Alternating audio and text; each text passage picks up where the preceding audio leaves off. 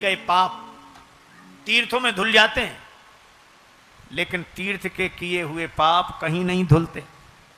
Gym तीर्थ कर पाप। भगवान गंगा जी किनारे आए। देखो लोग गंगा जी किनारे जाते हैं, कितने भक्ति भाव से जाते हैं। वे स्नान करते हैं, डुबकी लगाते हैं, हर हर गंगे हर हर गंगे।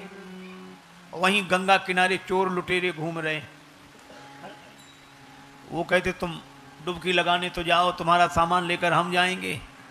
लोग कहते हैं हर हर गंगे, और चोर लुटेरे कहते हैं कि हम कर देंगे तुम्हें नंगे, लगाओ डुबकी। तो जो गंगा स्नान करते हैं उनके पूर्वज हर्षित होते हैं कि हमारे कुल में ऐसे हुए जो आज गंगा स्नान कर रहे हैं। पर उन्हें देखकर, चोर लुटेरों को देखकर उनके पूर्वज भी सोचते हैं कि हमारे कुल में ऐसे हुए।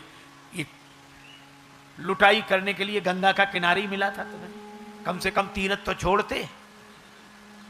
तो पाप का प्रायश्चित होता है तीर्थ में। इसलिए तीर्थ बड़ी सावधानी से करना चाहिए, श्रद्धा पूर्वक करना चाहिए। और तीर्थ करने का नियम है, पहले महात्मा सुने, तीर्थ का महात्मा सुने। महात्मा सुनने से मन पवित्र होता है। फिर स्नान करे, स्नान करने से तन पवित्र होता है। फिर दान करे, दान करने से धन पवित्र होता है। भगवान राम ने यही किया। गादि सून सब कथा सुनाई, यही प्रकार सुरसरी मही आई। कथा सुन, गंगा जी का अवतार कैसे हुआ, मन आनंद से भर गया। तब प्रभु ऋषिन समेत नहाए, फिर स्नान किया तो तन पवित्र हो गया। और फिर विविध दान मही देव न पाए। भगवान ने दान दिया धन की पवित्रता के लिए। यह हमारे यहाँ की विधि है।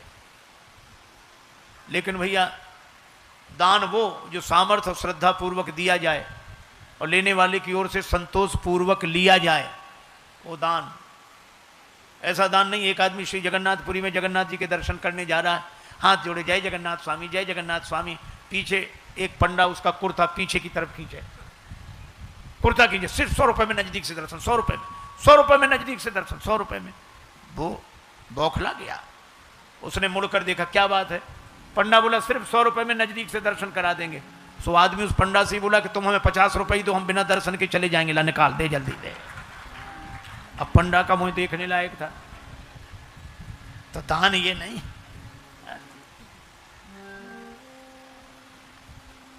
अच्छा वैसे भी देखो दान की महिमा तो है कि नहीं? अच्छा चलो मैं एक बात पूछता हूं। हमारे एक संत कहा करते थे, उनकी बात मुझे याद आ गई। वो कहते थे कि आपने दान दिया है ना, तो पहले ये सोचो कि हमने दिया पहले है कि हमें मिला पहले है। बोलो, अगर पहले मिला ना होता तो देते कहां से? पहले मिला है, बाद में दिया है। अच्छा एक बात और बताओ, मिला ज्यादा है कि दिया ज्यादा है? मिला पहले है, बाद में दिया है, और मिला ज्यादा है, कम दिया है, इसमें काहे का अभिमान? हम किसी को देते हैं तो हमारा मन अभिमान से भर जाता है, लेकिन हमको किसने दिया जब उसका स्मरण करते हैं तो मन भगवान से भर जाता है।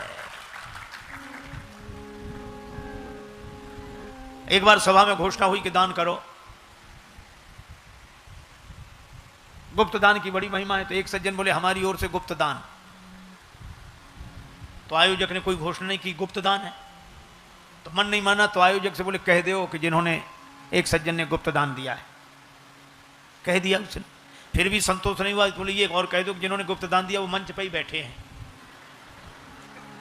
उसने कहा मंच पर ही बैठे? तो बोले नहीं, ऐसे कहो कि इस मंच पर बाईं तरफ तीसरे नंबर पर बैठे हैं, ये गुप्त दान। खैर घोषणा करके गए। दूसरे दिन लोग उनके घर गए, उन्होंने चेक दे दिया। हाँ जाओ। बैंक में गए, बैंक वाले ने मना किया, मिल ही नहीं सकता। क्यों? बोले इसमें हस्ताक्षर तो है ही नहीं। तो लौट कर आए कि आपने हस्ताक्षर नहीं किया। बोले वाह, गुप्त दान में कहीं नाम लिखा जाता है? अब बोलो। एक आदमी से कहा कि तुम भी दान करो। सो बोला दान? हाँ। सब दे रहे हैं, हमारा देना कोई जरूरी है क्या? नहीं नहीं, तुम भी दो। बोले अभी कौन मर रहे हैं? कई लोग इसीलिए बैठे रहते हैं, अभी कौन मर रहे हैं? फिर जब मरने लगेंगे तब दान करेंगे, मरने लगेंगे तब दान करेंगे। वो तब के लिए क्यों बैठे हो? बोले इसलिए,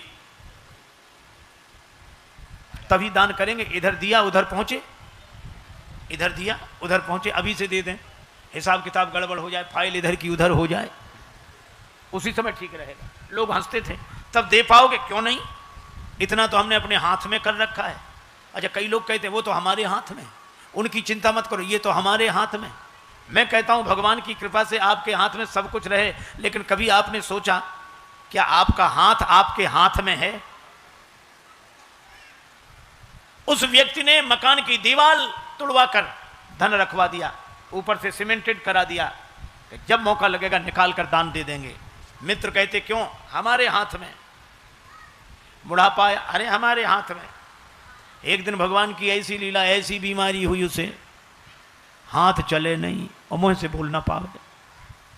मित्रों ने कहा बड़े दुख की बात है, कहाँ है वो धन तुम्हारे हाथ से दान करा दें? सो दीवाल की तरफ ऐसे इशारा करे, ऐसे, उसका मतलब दीवाल से खोद कर निकाल ले और दान करा दो। वो ऐसे ऐसे करे, ऐसे। मित्र समझ ना पाए, पर उसके बेटों को सब पता था।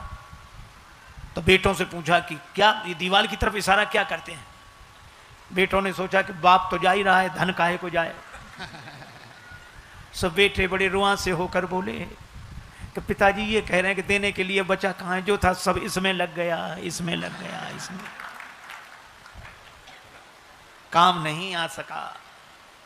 इसीलिए भगवान कहते हैं धन की पवित्रता के लिए दान करो।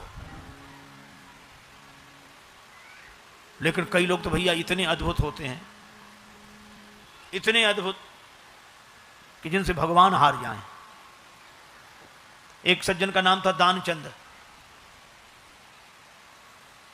उधर ही गंगा जी किनारे रहते थे, 16 किलोमीटर दूर गंगा जी, पर वो जिंदगी भर गंगा जी नहीं गए। संपन्नता खूब थी पर देने का मन नहीं था, देने के दिन तो थे पर देने का दिल नहीं था। बड़ी विडंबना है, जिनके पास देने का दिल है उनके पास देने के दिन नहीं है, और जिनके पास देने के दिन है उनके पास देने का दिल नहीं है। तो हमने ये कथाएं सुनी स्वामी राजेश्वरानंद जी महाराज द्वारा। बहुत ही सुंदर तरीके से इन कथाओं का वर्णन उन्होंने किया है। उम्मीद है आपको ये कथाएं बहुत पसंद आई होंगी। अगर आपको ये कथाएं पसंद आई हैं तो चैनल को सब्सक्राइब कीजिए, वीडियो को लाइक और शेयर कीजिए, ताकि इस तरह की प्रेरक और हास्य कथाएं हम आपके लिए लेकर आते रहें। आपका बहुत बहुत धन्यवाद।